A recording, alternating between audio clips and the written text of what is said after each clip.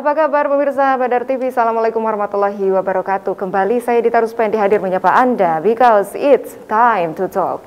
Beberapa pekan terakhir masyarakat Indonesia khususnya para pelaku UMKM dibuat pusing pemirsa dengan kelangkaan dan harga minyak goreng yang melambung tinggi.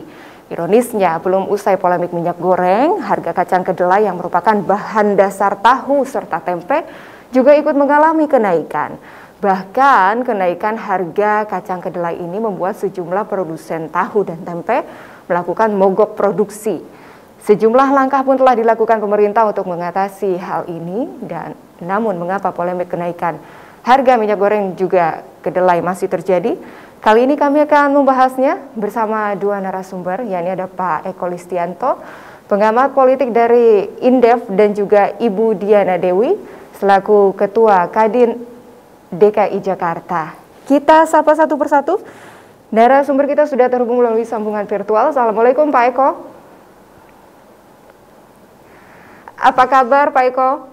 Alhamdulillah, kabar sehat ya. Alhamdulillah. Kita juga sudah terhubung melalui sambungan Zoom dengan Ibu Diana Dewi. Assalamualaikum Ibu Diana. Waalaikumsalam warahmatullahi wabarakatuh, Mbak Dita. Apa kabar Ibu Diana? Salam jumpa kembali. Baik, sebelum kita memulai tema kita hari ini, minyak goreng dan kacang kedelai yang bikin panik. Kita saksikan dulu tayangan berikut ini. Inilah tempat produksi oleh-oleh khas Kota Bandung, yakni keripik tempe yang ada di kawasan Jalan Kosambi, Kota Bandung. Proses pembuatan keripik tempe yang biasanya sibuk kini berkurang. Hal tersebut dikarenakan kelangkaan minyak goreng subsidi dan melambungnya harga kacang kedelai. Harga tempe yang menjadi bahan utama pembuatan oleh-oleh ini melonjak naik dari Rp11.000 menjadi Rp12.500. Tak hanya sulit dengan harga kedelai, para perajin pun dibebankan dengan kelangkaan minyak goreng. Rumah produksi keripik tempe ini mengaku membeli satu jerigen minyak goreng dengan harga mencapai Rp355.000. Salah satu pedagang keripik tempe, Ahid, mengatakan ia harus menaikkan harga keripik tempenya dari Rp40 atau Rp45.000 menjadi Rp48.000 hingga Rp50.000 per kilonya. Meski terasa berat, namun hal itu terpaksa ia lakukan agar usahanya tidak gulung tikar. Terlebih saat ini minyak goreng sulit didapat dan harganya mahal.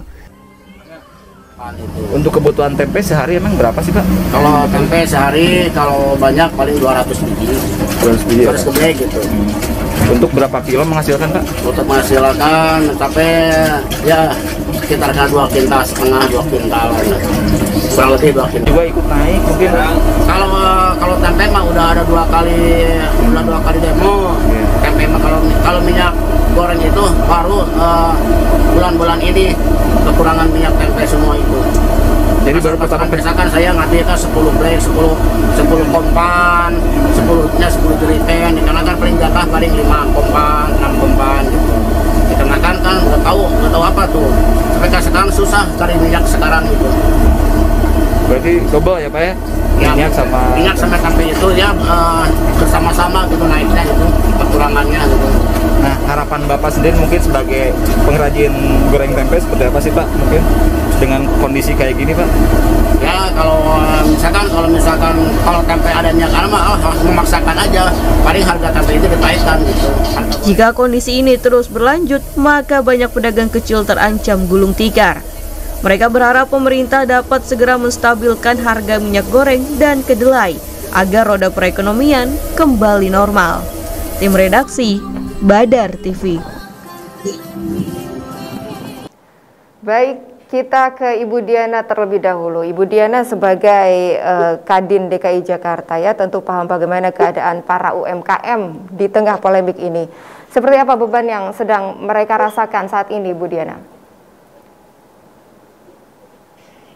Iya Mbak, saya sangat prihatin sekali karena teman-teman merasakan di mana mereka menunggu-nunggu kapan katanya harga minyak goreng yang dijanjikan oleh pemerintah itu Ada. Loh, saya bilang kok ada? Ya.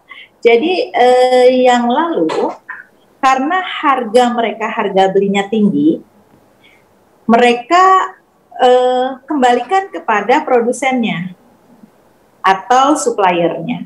Ternyata setelah dikembalikan itu tidak diretur lagi, tidak dikembalikan lagi ke pedagang.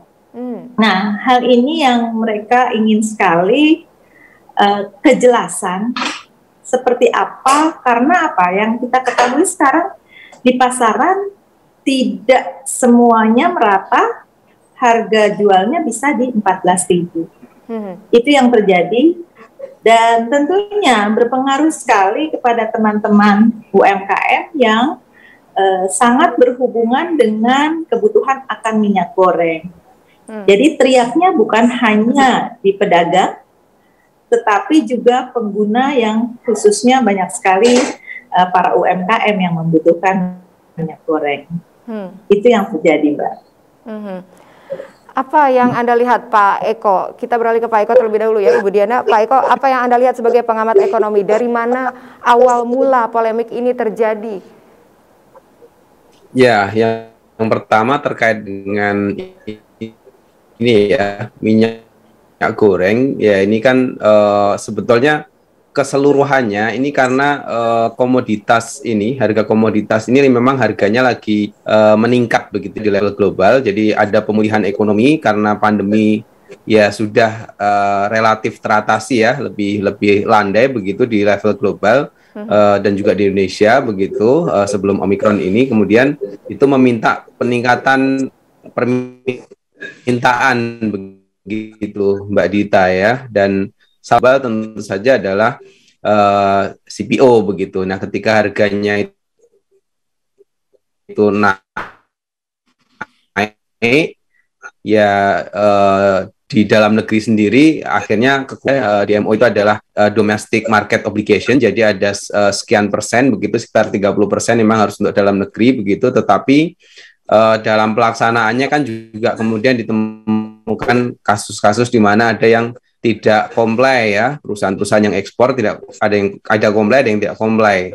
Tapi intinya adalah kemudian karena harganya naik ya, harga CPO di pasar internasional naik, kemudian harga minyak goreng pun sebagai bahan utamanya kan dari CPO ya, ini juga meningkat begitu. Nah, ketika meningkat inilah yang kemudian walaupun sudah diambil tindakan oleh pemerintah berupa kebijakan HET ya, harga eceran tertingginya itu untuk premium 14.000, terus kemudian yang level ini ya, kemasan sederhana itu 13.500 dan untuk curah itu 11.000, tapi ya di pasaran masih belum ya.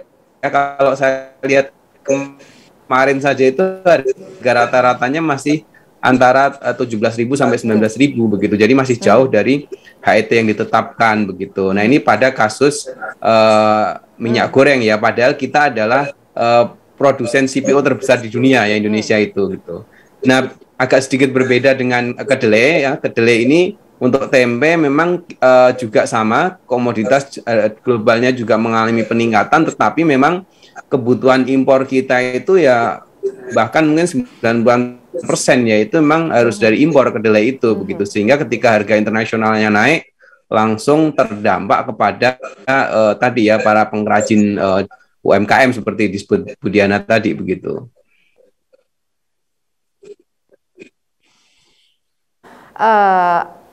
Apakah ada permainan kartel di sini khususnya minyak goreng, Pak Eko? Mengingat telah ditemukan kemarin ya 1 juta liter minyak goreng di sebuah gudang di Sumatera Utara.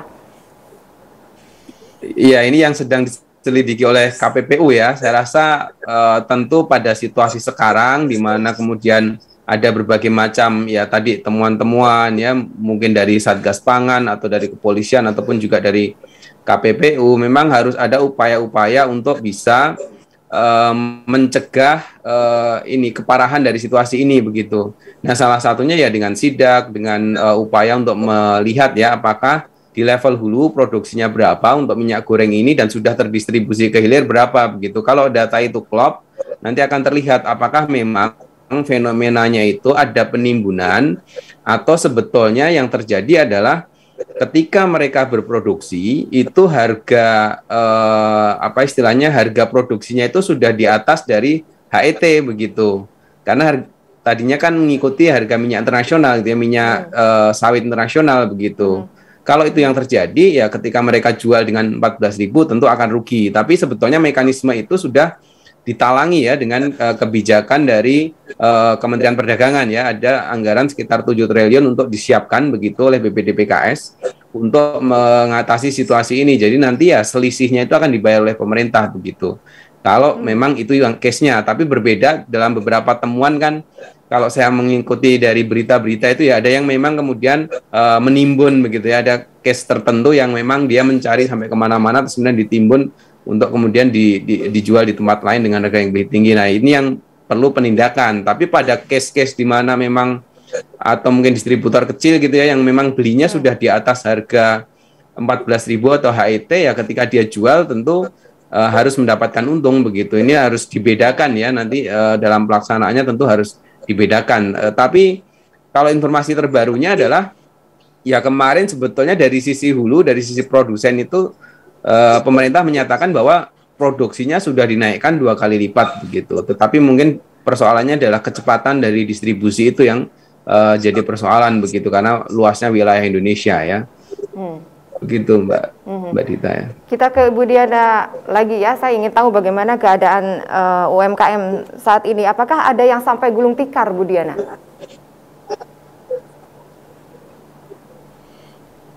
Ya, kalau masalah gulung tikar ini mereka itu tentunya tetap harus survive ya Mbak.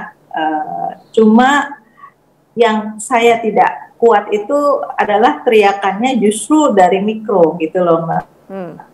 Nah ini bukan cuma 1-2 tetapi ini seluruhnya. Nah ini yang betul-betul memprihatinkan sekali. Jadi sepertinya kalau minyak goreng ini itu sudah satu kebutuhan yang sangat pokok, bukan lagi cuma kebutuhan pokok. Karena hampir semua produk dari usaha kuliner pasti membutuhkannya minyak goreng. Dan kita tahu lah kalau di mikro itu hampir semua itu pasti produknya membutuhkan minyak goreng. Nah inilah yang terjadi dan kalau tadi disampaikan bahwa sudah ada subsidi dari pemerintah yang tadi sudah disebutkan Pak Eko, mereka menunggu dan mereka harus seperti apa gitu. Lantas apa yang dilakukan oleh mereka sejauh ini, Bu Diana? Di supermarket produk ya mereka justru minta bahwa kejelasan dari pemerintah, kemudian ketegasan juga, karena kemungkinan dari suppliernya ini yang sekarang ini kan yang dapat subsidi itu bukannya pedagang, tetapi pengusahanya, di mana pengusaha di hulu. Nah, apakah benar-benar pengusaha di hulu sesuai dengan komitmennya? Ini yang perlu masyarakat tahu, sehingga masyarakat tidak juga hanya menunggu. Kalau memang harganya 17.000, 18.000, bahkan 20.000, mungkin mereka bisa lebih paham ya, dan tentunya kita tahulah bahwa pengusaha kan berharap adalah kepastian gitu, sehingga bisa juga dia menjual dengan produk yang harganya dinaikkan dan sebagainya. Nah, cuma sekarang ini kan persoalannya kelangkaan, kemudian juga harga itu tidak semuanya sama merata. Ini yang perlu ketegasan dari pemerintah, suppliernya yang disubsidi atau produsennya yang disubsidi itu betul-betul komitmen atau tidak, gitu Mbak. Berarti Ibu Diana saat ini melihat keadaan pemerintah yang kurang tegas dan juga kurang jelasnya ya aturan kepada yang berlaku bagi UMKM skala kecil begitu, Bu Diana? Ya, jadi kami kalau dikeluh kesahkan oleh teman-teman yang sekarang terdampak dengan adanya kenaikan minyak goreng, akhirnya kita tidak bisa menjawab dengan pasti. Karena apa? Tentunya informasi yang kami dapat, ya bahwa ini sudah ada kebijakan. Kemudian juga diharapkan harganya demikian. Tapi kalau barangnya itu tidak ada, nah jadi saya berharap bahwa memang betul-betul ada kontrol, di mana pemerintah sudah menjanjikan adanya subsidi. Nah ini kontrolnya apakah sudah dilakukan? Benar-benar para produsen atau suppliernya menjalankan apa yang sudah menjadi komitmen mereka dengan menerima subsidi dari pemerintah. Tidak hanya minyak goreng ya, Bu Diana, Pak Eko, pemirsa, polemik kelangkaan barang dan kenaikan harga saat ini juga terjadi pada tahu dan tempe.